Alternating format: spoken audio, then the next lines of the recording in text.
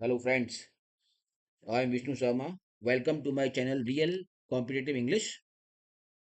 कल आपने कल अपन लोगों ने इसका जो पार्ट पढ़ा था इस न्यूज़ का, उसको अपन आगे बढ़ाते हैं आज, है ना। और एक्चुअली क्या है कि ये जो मैंने एडिटोरियल सीरीज स्टार्ट किया है, इसका मेन जो गोल है ना वो है एसएससी के एग्जाम में जो रीडिंग कॉम्प्रिहेंशन का पोर्शन आता है, एनडीए में भी आता है, सीडीएस में आता है, बैंक पीओ में भी आता है वो। तो अभी अपना फोकस उस तरफ है कि जो स्टूडेंट इस एग्जाम में बैठता है वो कॉम्प्रिहेंशन वाला टॉपिक जो है उसका आरसी है, क्लोज टेस्ट है, पैराजम्बल्स है, उसको वो कितनी इजीली इसको शॉर्ट आउट कर देगा क्वेश्चंस को। तो इसलिए मैंने इसको फोकस किया है, वोकैब पे ध्यान देंगे और किस टाइप के सेंटेंसेस बनते हैं, उनमें कौन सी ग्रामेटिकली पोर्शन यूज होता है उस पर ध्यान देंगे, राइट। चलो अपन आगे चलते हैं। कल अपन ने इसको यहाँ तक कंप्लीट किया था कि consumer to choose the type of fuel they want. चलिए आज पढ़ते हैं यहाँ से कि वाइल द सेंटर एडमिटेड, जबकि क्या है कि जो केंद्र सरकार है उसने क्या बात स्वीकार करी है, जबकि केंद्र सरकार ने स्वीकार क्या किया है। तो while the centre admitted to a marginalise drop. अब केंद्र सरकार क्या बोल रहा है, तो जो केंद्र सरकार है उसका कहना ये है कि ये जो इस प्रकार का जो आरोप प्रत्यारोप आ रहा है कि इससे क्या कहते हैं, गाड़ी का जो एवरेज है वो खराब हो रहा है, उसका व्हीकल खराब हो रहा है, इंजन की एफिशिएंसी खराब हो रही है। तो केंद्र सरकार का कहना ये है कि वाइल द सेंटर एडमिटेड, केंद्र सरकार ने क्या स्वीकार किया है कि टू ए मार्जिनल ड्रॉप, मतलब कमी तो आई है, इंजन की एफिशिएंसी में क्या है, थोड़ी कमी आई है, ठीक है।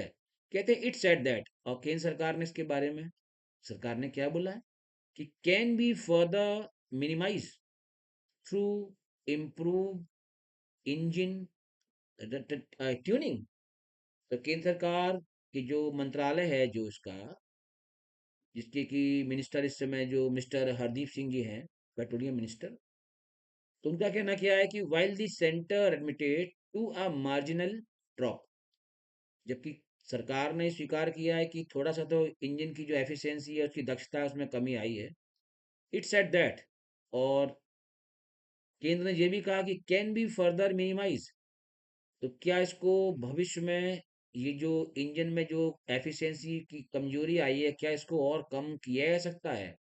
पैसिव वॉइस है, थ्रू इम्प्रूव्ड इंजन ट्यूनिंग, जो इंजन है उसकी जो ट्यूनिंग है, उसकी जो टर्मिनोलॉजी है उसको इम्प्रूव करके क्या इस कमी को और कम, ये जो कमी है इसको सुधारा जा सकता है, या जो इसके अंदर जो फॉल्ट आ रहा है उसको मिनिमाइज किया जा सकता है।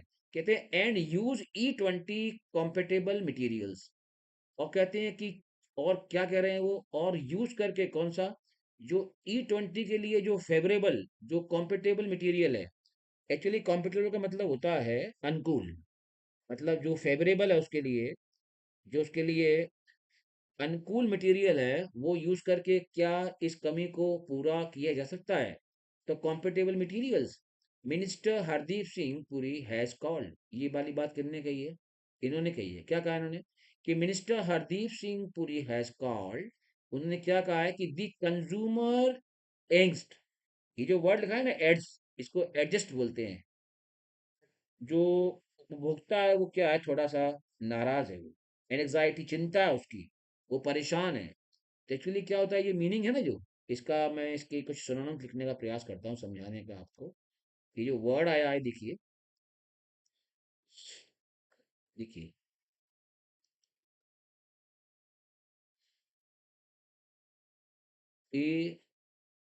ANGST, इसका सही प्रोनाउंसिएशन है एडस्ट्र, ये इसका सही प्रोनाउंसिएशन है। ये नाउन है एक्चुअली, ये क्या है, ये नाउन है। और यहाँ पे इसका यूज क्या है, जैसे मान लो कोई व्यक्ति किसी चीज फील करता है, ए फीलिंग ऑफ एनजाइटी, किसी व्यक्ति की मानसिक चिंता है, व्यथा है, उसको परेशानी है, एनजाइटी एंड वरी। मान लो कोई चिंतित है, कोई ऐसी चीज से परेशान है मानसिक रूप से, कोई भी ऐसी सिचुएशन हो, तो worry about A situation.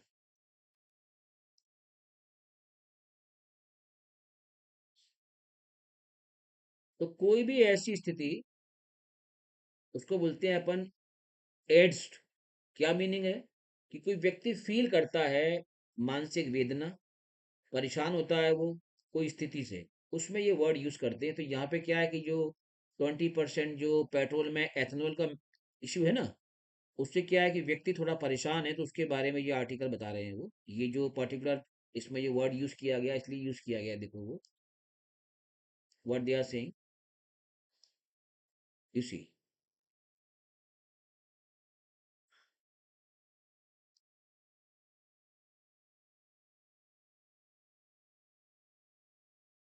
Gate it's a vilification campaign. उन्होंने कहा है क्या है कि विलिफिकेशन मतलब क्या होता है मालूम है? कोई निंदा करना, बदनामी करना। तो कह रहे हैं एक ऐसा अभियान से चला दिया है कि मतलब सरकार को बदनाम करने के लिए, कि इस टाइप का जो एथेनॉल यूज कर रहे हैं तो इससे व्हीकल खराब हो जाएंगे, उनका एवरेज कम हो जाएगा, उनकी जो मशीन है, इंजन है, वो खराब हो जाएगा। तो कह रहे हैं कि विलिफिकेशन कैंपेन, एक ऐसा निंदा वाला, निंदा पूर्वक बदनामी करने वाला अभियान चल रहा है। कहते हैं कि फैसिलिटेटेड। अभी आपको वर्ड मालूम ही है कि कोई चीज सुविधा उपलब्ध कराई जाती है तो क्या वर्ड यूज करते हैं उसमें, उसमें यही वाला वर्ड यूज करते हैं, फैसिलिटेटेड। इसका मीनिंग क्या होता है कि मतलब फैसिलिटेट मतलब कोई सुविधा देना, सुविधाजनक बनाना, उसको सहूलियत देना, उसमें ये वर्ड यूज करते हैं। तो वो कह रहे हैं by the wasted economic interest. ये फिर वर्ड आया एक, वेस्टेड इकोनॉमिक। एक्चुअली वेस्टेड मतलब क्या होता है कि ऐसी कोई मतलब निहित स्वार्थ, जिसमें मतलब किसी का कोई अपना स्वार्थ नहीं है। वेस्टेड, ये वर्ड है ना वेस्टेड, वेस्टेड इकोनॉमी इंटरेस्ट, इसका मतलब होता है निहित स्वार्थ। तो अर्थव्यवस्था, अर्थव्यवस्था जो है उस पे अपना खुद का निहित स्वार्थ की बात कर रहे हैं वो। तो कह रहे हैं कि वेस्टेड इकोनॉमिक इंटरेस्ट।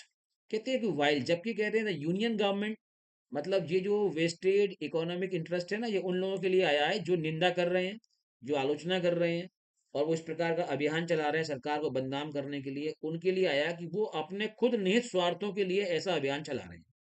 कहते हैं while the union government attempts, जबकि क्या केंद्र सरकार है वो क्या प्रयास करती है इसके लिए, टू डिफेंड। डिफेंड का मतलब क्या होता है आपको मालूम है, बचाव करना होता है। तो defend to E20 policy.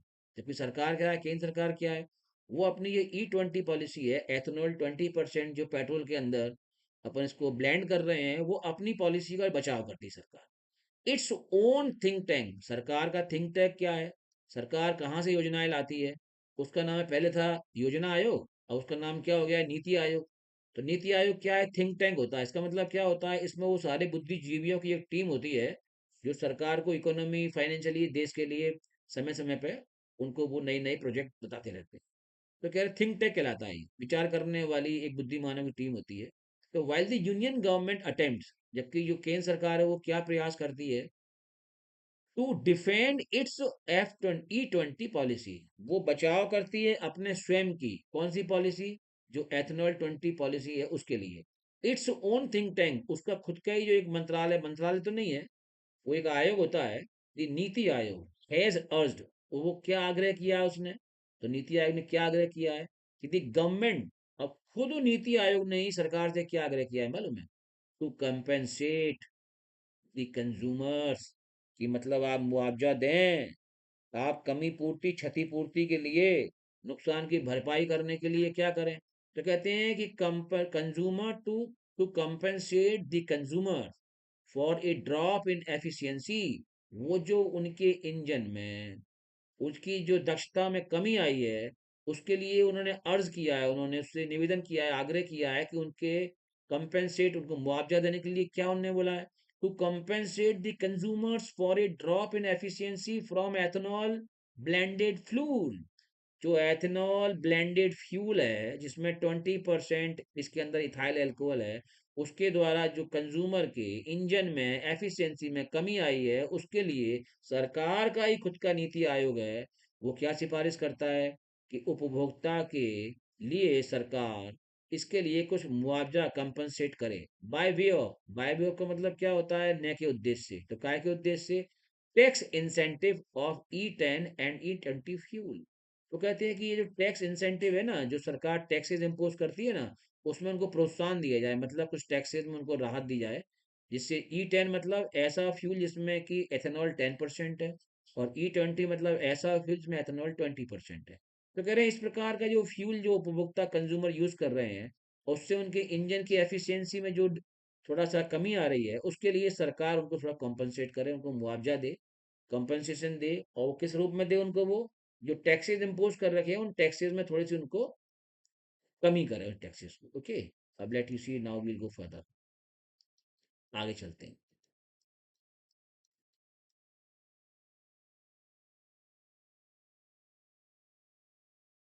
You see, according to the minister, अब जो इस मंत्रालय के मंत्री जी उनके उनके अनुसार क्या कह रहे हैं वो, तो according to the minister, since 2014-15 India has already saved, वो कह रहे हैं कि जो इस मंत्रालय के जो मंत्री हैं उनके अनुसार क्या बात हो रही है कि सिंस, अब देखो सिंस से क्या होता है, जब से होता है, तब से होता है, या मीनिंग्स क्या है, क्योंकि होता है, इसलिए होता है, चूंकि होता है, या मीनिंग क्या है, सिंस 2014-15, तो कह रहे हैं 2015 14 15 से क्या कह रहे हैं वो, इंडिया हैज ऑलरेडी सेव्ड, तो कह रहे हैं क्योंकि भारत सरकार जो है, भारत है, उसने 2014-15 से पहले ही, प्रेजेंट परफेक्ट टेंस है, ऑलरेडी क्या है, मेन वर्ब से पहले आया है, सेव्ड क्या है, मेन वर्ब है, हैज क्या है, हेल्पिंग वर्ब है, तो ऑलरेडी की पोजीशन क्या है, मेन वर्ब से पहले है, प्रेजेंट परफेक्ट टेंस है।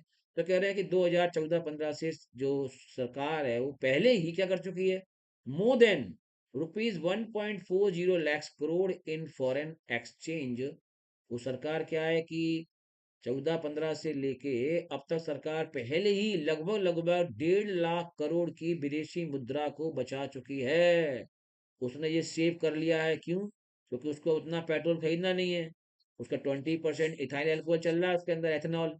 तो कहते हैं थ्रू पेट्रोल सब्सटीट्यूशन, जो पेट्रोल का विकल्प खोजा है उन्होंने, सब्सटीट्यूट क्या होता है, किसी के स्थान पे कुछ आता है, तो उन्होंने जो पेट्रोल का सब्सटीट्यूशन खोजा है, 20% एथेनॉल खोजा है, उससे सरकार को कितना लाभ हुआ है, सरकार ने इतनी फॉरेन एक्सचेंज जो विदेशी मुद्रा है वो करीबन करीबन 1,40,000 करोड़ सरकार अभी तक सेव कर चुकी है, बचा चुकी है। But has the benefit been passed, पर कह रहे हैं कि क्या ये जो सरकार को जो बेनिफिट हुआ है लगभग लगभग 1.5 लाख करोड़ का, तो but has the benefit been pass, तो क्या ये बेनिफिट सरकार को हुआ है, वो सरकार क्या उसको पास कर चुकी है टू द एंड कंज्यूमर, आखिरी उपभोक्ता तक, जो पेट्रोल का इंजन यूज करता है।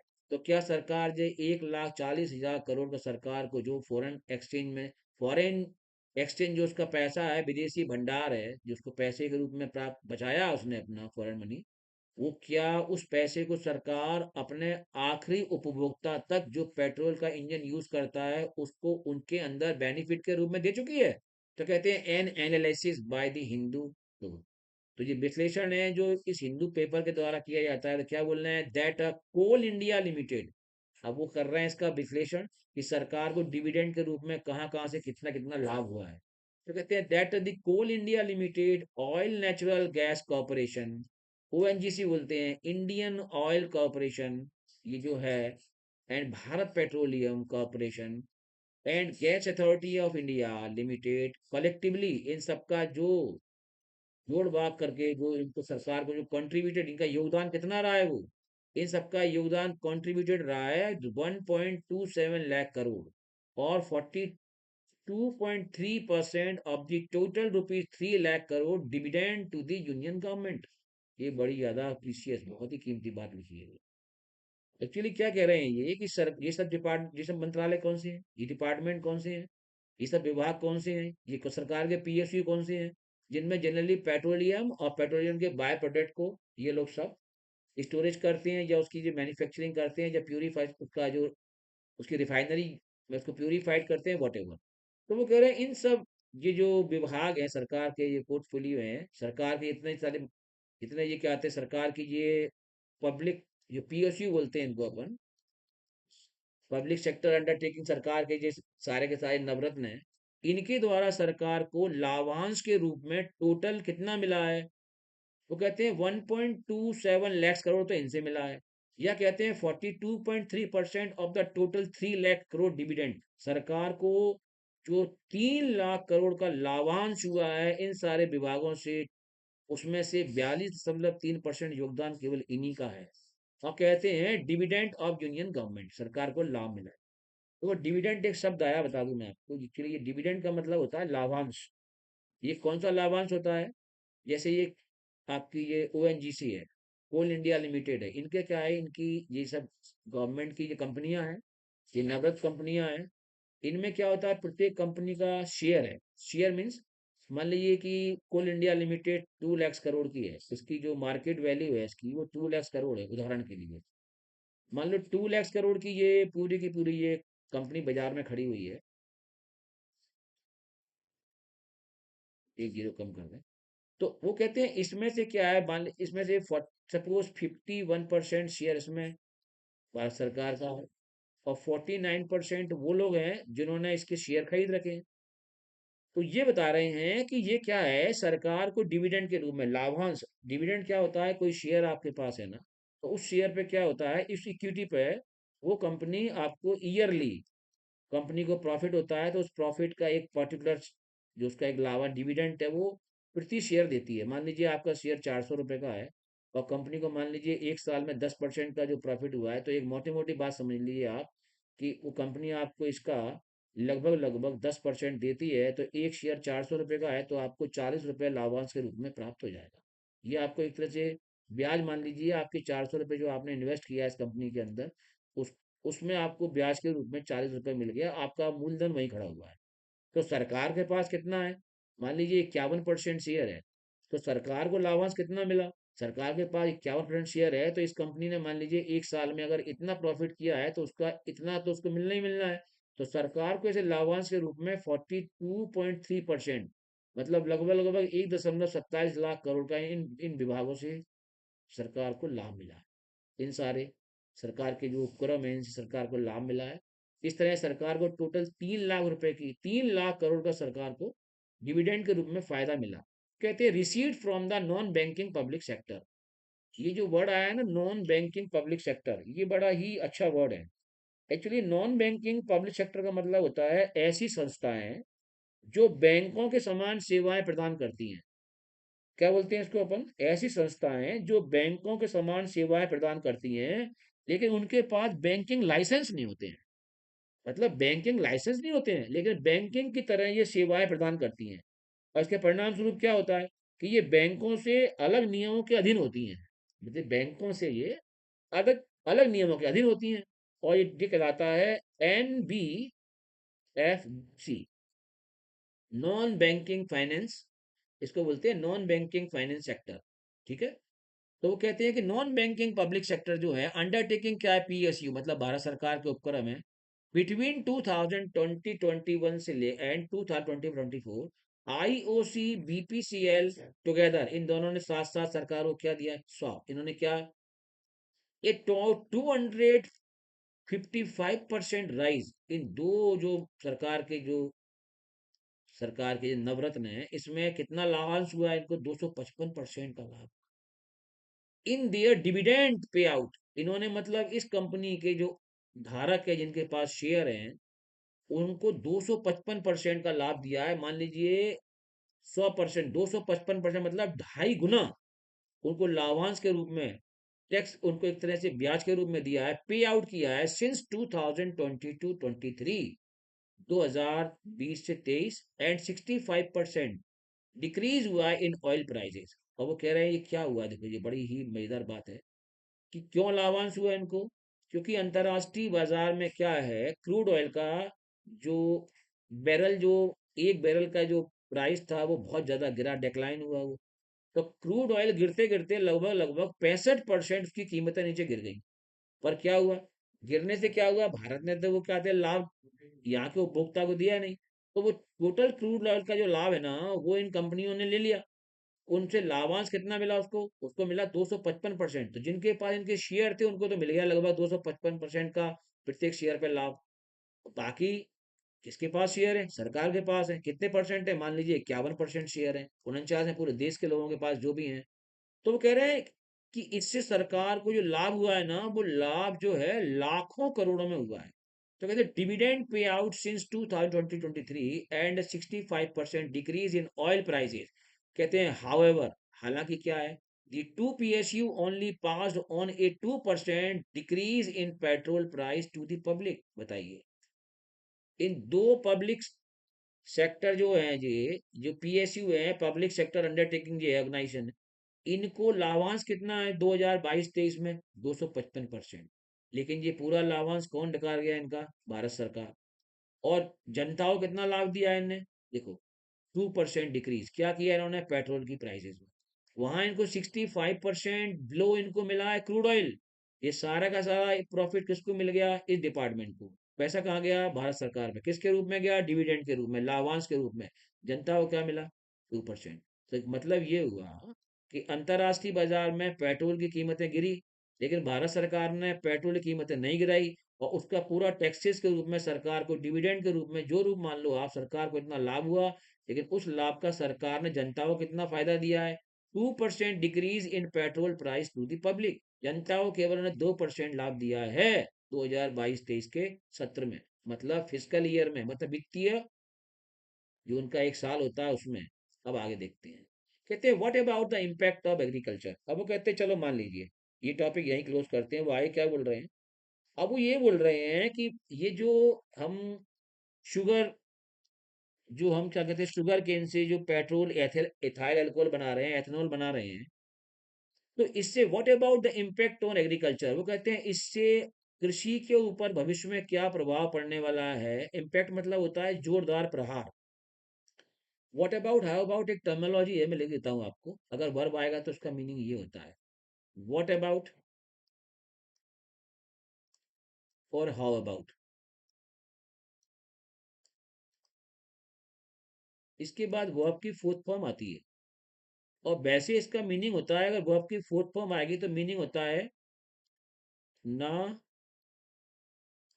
कैसा रहेगा। ये इसका मीनिंग होता है अगर वर्ब की फोर्थ फॉर्म आए तो। कैसे? जैसे मैं बोलूँ आपसे कि आज पिक्चर जाना कैसा रहेगा, तो what about going to see movie. उससे इस बारे में बात करना कैसा रहेगा, तो what about talking to him about this matter. तो अगर इसके बाद व्हाट अबाउट, हाउ अबाउट के बाद वर्ब की फोर्थ फॉर्म आए तो उसका मीनिंग होता है ना कैसा रहेगा। लेकिन यहाँ तो कोई फोर्थ फॉर्म है नहीं है, तो यहाँ इसका मीनिंग क्या है कि what about the impact on agriculture. तो वो कहते हैं कि ये जो हम जो E20 एथेनॉल बना रहे हैं, कैसे बना रहे हैं? गन्ने से बना रहे हैं ना। तो कहते हैं इसका भविष्य में भारत की कृषि पे क्या प्रभाव पड़ने वाला है। तो व्हाट अबाउट द इम्पैक्ट, इसका क्या जोरदार प्रभाव होने वाला है ऑन द एग्रीकल्चर। चलो इसको देखते हैं अपन आगे। Okay, look eight.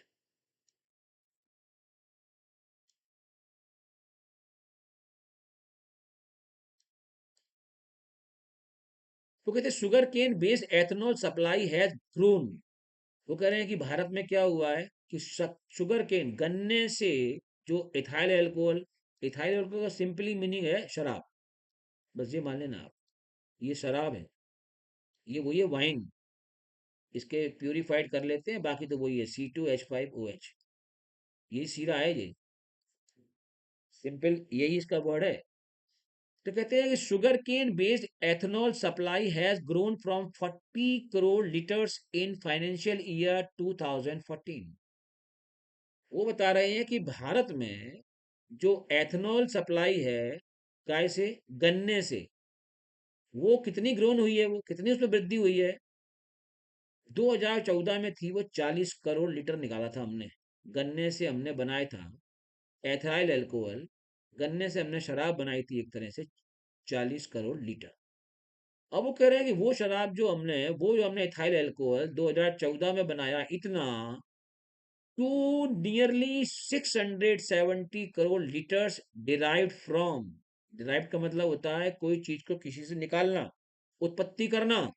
वही चीज हमने उससे पैदा करी है, उसी हमने शुगर केन से जो 2014 में हमने 40 करोड़ लीटर्स हमने जो इथाइल अल्कोहल, एथेनॉल हमने पैदा किया था, वही हमने 2024 का वित्तीय वर्ष आते आते उसका कितना ले गए परसेंटेज, हम उसको बढ़ाते बढ़ाते हम 670 करोड़ लीटर बनाया हमने इस बार।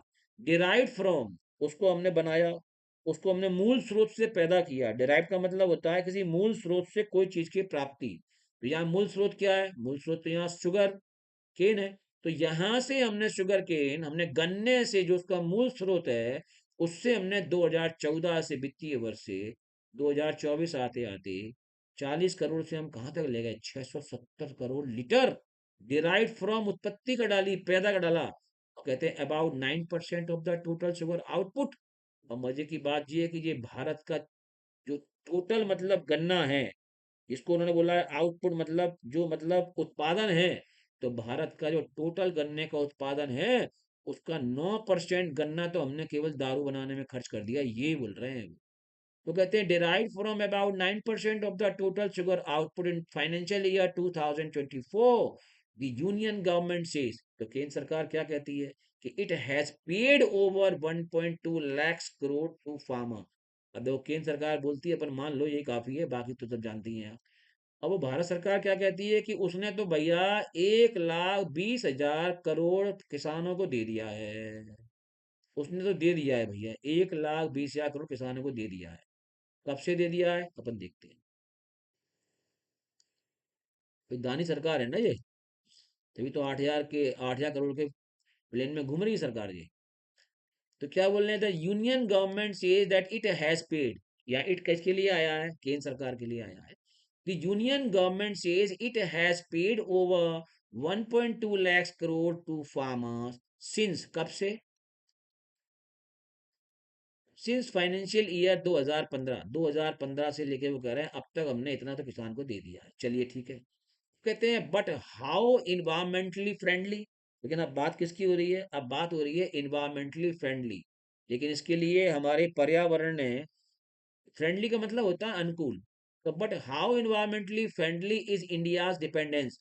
वो कहते हैं कि भारत का जो पर्यावरण है, भारत का जो पर्यावरण के लिए अनुकूलतम स्थिति है, वो भारत की डिपेंडेंस, मतलब भारत की निर्भरता कितनी, मतलब शक्कर, गन्ने के एथेनॉल के ऊपर हो गई है, सोचिए जरा आप। मतलब शुगर केन फॉर एथेनॉल, मतलब शुगर केन फॉर एथेनॉल, मतलब क्या कह रहे हैं कि but how environmental friendly is India's dependence. तो भारत के पर्यावरण को अनुकूलतम बनाने के लिए वो कह रहे हैं कि भारत के अंदर होने वाली एक खेती है, उसका शुगर केन से निकलने वाला एथेनॉल है, वो इस पर्यावरण के लिए कितना डिपेंडेंसी हो गया है, मतलब कुल मिला के एक तरह से ये क्रिटिसाइज ही है।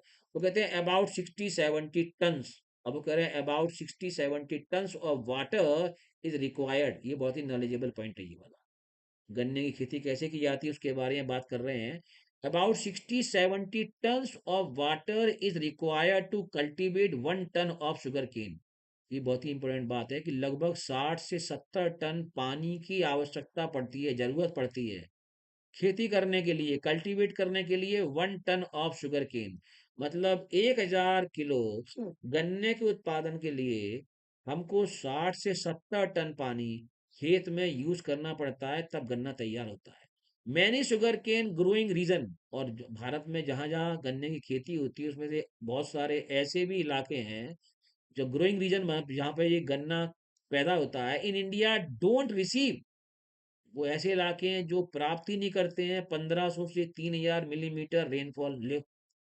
मतलब ऐसे इलाके में भी ऐसे बहुत सारे इलाके हैं जिनमें हमें गन्ने के लिए 60 से 70 टन जो पानी चाहिए 1,000 किलो गन्ने के उत्पादन के लिए, उस इलाके में पानी जो नेचुरल वाटर है, जो बरसात के रूप में हमको रेनफॉल के रूप में मिलना चाहिए, वो मिलता ही नहीं है। तो क्या कह रहे हैं वो कि डू नॉट रिसीव, हम प्राप्त नहीं करते हैं दी 1,500 to 3,000 मिलीमीटर रेनफॉल। तो क्या होता है इससे, दैट इज नेसेसरी, जो जरूरत है, मतलब गन्ने की खेती के लिए आवश्यक है इतना मिलीमीटर पानी बरसना चाहिए उस इलाके में। कहते हैं that is necessary for the crops optimal growth, मतलब इस क्रॉप की, इस खेती की, इस फसल की एक बेहतरीन ऑप्टिमल ग्रोथ, एक अच्छी, सर्वोत्तम, एक अनुकूल उत्पादन के लिए हमको उस इलाके में कितना पानी चाहिए, 1,500 से 3,000 मिलीलीटर पानी चाहिए, मिलीमीटर पानी चाहिए, रेनफॉल होना चाहिए। होता क्या है, दिस लीड्स, होता है पानी तो बरसता नहीं इतना, तो क्या होता है, दिस लीड्स, अब ये चीज जो पानी की कमी से हमें कहाँ ले जाती है, तो ग्राउंड वाटर एक्सट्रैक्शन। अब एक्सट्रैक्शन क्या होता है, अब पानी तो हुआ नहीं है इतना, इतनी बरसात तो ही नहीं है, तो अब हम क्या करते हैं, अब हम पानी निकालते हैं। एक्सट्रैक्ट मतलब क्या होता है, निचोड़ना होता है ना। अब हम पानी का निष्कासन करते हैं, कहाँ से करते हैं? बोरिंग से करते हैं। इससे क्या होता है? वाटर लेवल डाउनफॉल जा रहा है। इससे क्या हो रहा है? महाराष्ट्र की कहानी मालूम ही है आपको, हर 2 4 5 साल के अंदर एक बहुत बड़ा फेमाइन होता है, बहुत बड़ा सूखा पड़ता है, बहुत कष्ट होता है फिर। तो कहते हैं this leads to ground water extraction. इससे क्या होता है कि ये हमें फिर किस तरफ ले जाता है, किस तरफ करता है हमारा प्रतिनिधित्व, कि अब जमीन के अंदर जो हमारा स्टोरेज पानी है, वो पानी को अब हम निष्कासन करें, उसको हम बाहर निकालें, उसको एग्जॉस्ट करें, उसको एग्जिट करें। कहाँ से? एंड कहते हैं अनसस्टेनेबल। सस्टेनेबल क्या होता है? लंबे समय तक बनाए रखना। अब ये क्या है? तो जो लंबे समय तक हमारा संरक्षित पानी है जमीन के अंदर, अब वो कैसा हो जाता है? अन हो जाता है। अब वो संरक्षित नहीं है, वो असंरक्षित हो जाता है वो।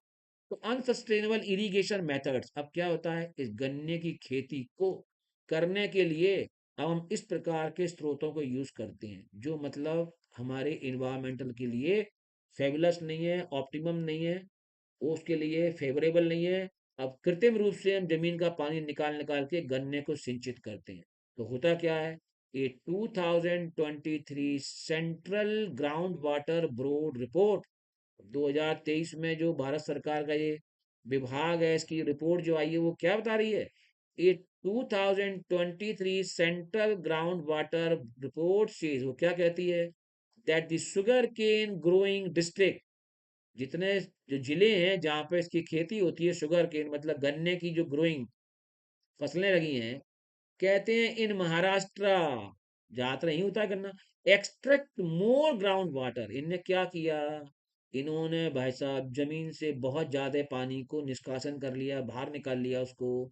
तुलनात्मक रूप से कह रहे हैं नियर बाय रीजन्स, आसपास के इलाके में जहाँ पे गन्ना नहीं लगा था, उस इलाके का पूरा पानी ये लोग खर्च कर गए जमीन से निकाल निकाल के। फिर हुआ क्या? इससे हो गया डिस्ट्रेस। इससे क्या हो गया? अब इससे वो इलाके में आ गई, दुखी हो गया वो इलाका, परेशान हो गया, संकट में आ गया वो, विपत्ति आ गई उसके पास, कैलेमिटी हो गई उसके पास में, डिजास्टर हो गया, फैटिलिटी हो गई उसके पास में। तो ये जो वर्ड है, मैं इसके बारे में समझाता हूँ, डिस्ट्रेस के बारे में मैं समझाने का प्रयास करता हूँ, कुछ वर्ड लिखता हूँ उसके synonyms. Distress, look at here, word क्या है ये? डिस्ट्रेस। इसका मतलब होता है संकट, कोई विपत्ति, कैलेमिटी, पीड़ा। तो संकट भी है, कैलेमिटी भी है, विपत्ति भी है, पीड़ा भी है। तो डिस्ट्रेस का अपन बोल सकते हैं सिनोनिम्स, हैजार्ड्स हो जाएगा, हैजार्ड्स। एक वर्ड सही है ये। दूसरा, इसकी पोजीशन कैसी है? डेंजर है ये, तो डेंजर भी कर सकते हैं। और कर सकते हैं कैलेमिटी कह सकते हैं, विपत्ति है तो कैलेमिटी बोल देंगे अपन, चलेगा ये भी। अब बड़ी विपत्ति है तो डिजास्टर लगा सकते हैं, बड़ा संकट आ गया है तो। और संकट बड़ा आ गया है तो लगा देंगे फैटिलिटी, फैटल। फैटल क्या होता है? घातक होता है। तो ये लगा देंगे फैटिलिटी हो जाएगा ये। तो फैटिलिटी सही है, डिजास्टर सही है, कैलेमिटी सही है, डेंजर सही है, हैजार्ड सही है, और डिस्ट्रेस तो है ही। इन सब का मीनिंग एक ही होता है, संकट या विपत्ति या पीड़ा। राइट?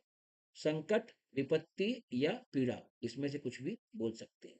जरा आइए फिर से पेपर पे अपने को, लेट यू सी।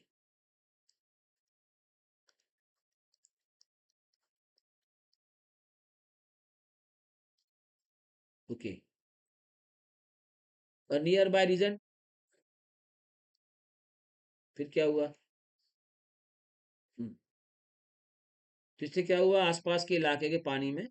तो distress report says that a sugarcane growing district in Maharashtra extract more groundwater। जहाँ जहाँ गन्ने की खेती की गई थी, उतने जिलों के अंदर उन्होंने पानी का कुछ ज्यादा यूज कर लिया तुलनात्मक रूप पे आसपास के इलाकों के। Distress among sugar cane growers, इससे क्या हुआ? कि भाई साहब जो गन्ना की खेती करने वाले लोग हैं ना, उन पे आ गया आप संकट, डिस्ट्रेस। अब ये संकट संकट पैदा हो गया एमंग उन लोगों के बीच में जो क्या कर रहे हैं? शुगर केन ग्रोवर, जो मतलब इसको पैदा करते हैं। इन दैट स्टेट, किस राज्यों में? जिस राज्य में ये घटना घटी। तो क्या हो चुका है कि हैज बीन वाइडली रिपोर्टेड, ये वाली जो रिपोर्ट है बहुत बड़े स्तर पर पेश की गई है। और क्या लिखा है इसमें? अनसस्टेनेबल, स्थिरता नहीं है वहां पे अब, लंबे समय तक बनाए रखने की स्थिति नहीं है, अब वहाँ अस्थिरता पहुंच गई है। क्या पहुंच गई है? Unsustainable agriculture practice. वहां पे किस प्रकार का यहाँ प्रैक्टिस का मतलब है प्रथा, या प्रैक्टिस का मतलब है कोई रीति रिवाज नहीं है। तो वो कह रहे हैं अब एक एक गलत प्रकार की खेती करने की प्रथा यहाँ डेवलप हो गई है कि पानी बरसे चाहे नहीं बरसे, आप तो इरीगेट का पानी जो है वो जमीन में क्या कहते हैं डिगिंग करके बड़े बड़े होल करके, और जमीन में डेप्थ क्या कहते हैं जमीन के अंदर बोरिंग करके पानी निकालो, भले आसपास के इलाके का पानी खत्म हो जाए कोई दिक्कत नहीं है। तो अनसस्टेनेबल एग्रीकल्चर प्रैक्टिस एक्सिलरेट, इसका मतलब क्या होता है, कोई चीज की तेजी वृद्धि होना कोई चीज में एक्सिलरेट। तो कह रहे हैं कि ये जो एक अनसस्टेनेबल, ये अस्थिर, जो मतलब कैसी है, लंबे समय तक बनाए ना रखने वाला एक हमने एग्रीकल्चर का जो हमने प्रथा शुरू करी है, उसमें तेजी लाए हैं हम। उससे क्या हो रहा है, लैंड डिग्रेशन, उससे क्या है जमीन का पतन शुरू हो गया है। पतन का मतलब जानते हो, जमीन अब कमजोर हो रही है, अब वो धीरे धीरे बैरन होती जा रही है, उसमें पानी की कमी आ रही है, देर सवेरे पूरी वो क्या हो जाएगी, पूरी वो सूखाग्रस्त हो जाएगी। कहते हैं दी डेजर्टिफिकेशन, मतलब क्या है, बात बुझ आ गई ना, मतलब पूरा उसकी आर्द्रता कमी हो गई है, डेजर्ट हो गया है वो इलाका, काय से वंचित हो गया है वो पूरे इलाके के अंदर अब एक तरह से मरुस्थलीय हो गया है वो। एंड कहते हैं लैंड डिग्रेडेशन, और जो जमीन है उसका पतन हो गया है वो। तो land degradation, Atlas of India 2021, ये डिपार्टमेंट है वो क्या बता रहा है, लैंड डिग्रेडेशन, जमीन का पतन का जो एटलस, एटलस मतलब जमीन का नक्शा, देखा ये एटलस ऑफ इंडिया 2021 क्या बता रहा है, उसने क्या पता लगाया कि that the almost 30% of India land, बहुत ही इंपॉर्टेंट बात है, कि भारत की लगभग लगभग 30% जमीन इस समय कैसी हो चुकी है, लैंड इज डिग्रेडेड। वो मतलब पूरी तरह से कैसी हो गई है वो, उसका पूरी तरह से पतन हो गया है, वो अब खेती करने योग्य नहीं है, उसमें तो अब केवल केवल आर्टिफिशियल वाटर से ही अपन कल्टीवेशन या एग्रीकल्चर यूज कर रहे हैं। दी वाटर इंटेंसिव नेचर, ये पानी का जो इस फसल के लिए क्या चाहिए, इस फसल के लिए हमको बहुत ज्यादा पानी चाहिए। तो वो क्या बोल रहे हैं, the water intensive nature of sugar cane की खेती के लिए क्या है, पानी का नेचर क्या है, इंटेंसिव, तीव्र पानी चाहिए उसको। तो कहते हैं the water incentive nature of sugar cane and the impact on ground, और इसका जोरदार प्रभाव पड़ता है जो जमीन के ऊपर। वाटर रिजर्व, जो हमारा रिजर्व वाटर है, जो पानी के अंदर का जो रिजर्व वाटर है, मतलब जो पानी स्टोरेज पानी है, जो उसमें क्या हो रहा है, eight the time of extreme, इस समय क्या होता है उसमें बहुत क्या होता है एक्सट्रीम वेदर। तो जब पानी का जब मतलब at a time of extreme weather, जब मतलब बहुत ही ज्यादा वेदर के अंदर शुष्कता होती है, सूखा होता है, मई जून का महीना होता है, तो क्या होता है, हैज बीन एब्सेंट। उस समय तक क्या होता है कि पूरा इलाका वो क्या हो चुका है, फिर सूखाग्रस्त हो चुका है, क्योंकि पानी तो पहले अपन यूज कर ही लिया उसका गन्ने में।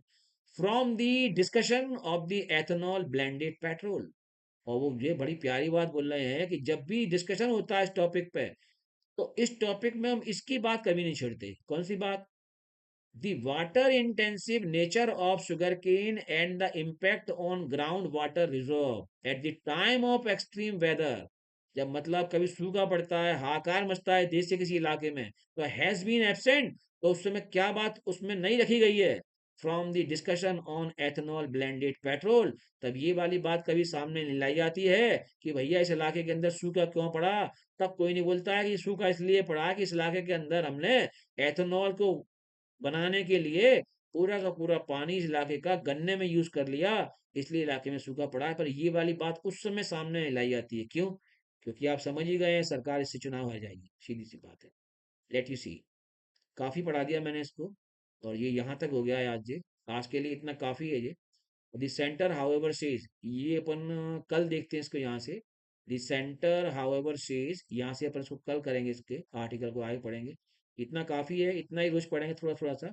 अभी स्टार्टिंग में थोड़ा कम पढ़ेंगे, फिर जैसे जैसे अपन आगे बढ़ेंगे फिर मैं आपको एक आर्टिकल पूरा बना उसका पढ़ाई करेंगे, राइट। इसको पढ़ें, डिस्कस करें, और कोई प्रॉब्लम आए तो आपको बता देता हूँ मैं। ये मेरा मोबाइल नंबर है, इस पे आप कभी भी कॉल करके मैसेज करके मुझसे आप पूछ सकते हैं। I'm going to mention my mobile number. So whenever you have some doubt about it, you are able to raise question. Don't bother. I'll reply within a second. Right? 93022333330, ये mobile number है। WhatsApp पे आप कोई भी article है, जैसे ये part 2 है, ये इस किसी भी आपको न्यूज़पेपर का कोई भी एडिटिंग कर रहे हैं अपन, जो समझने का प्रयास कर रहे हैं, कहीं परेशानी आती है तो कोई वर्ड में प्रॉब्लम आता है, इस पे आप व्हाट्सएप पे डालिए, उतना आर्टिकल को पेस्ट करके मैं उसको आंसर दूंगा, right. Okay, okay then, thank you.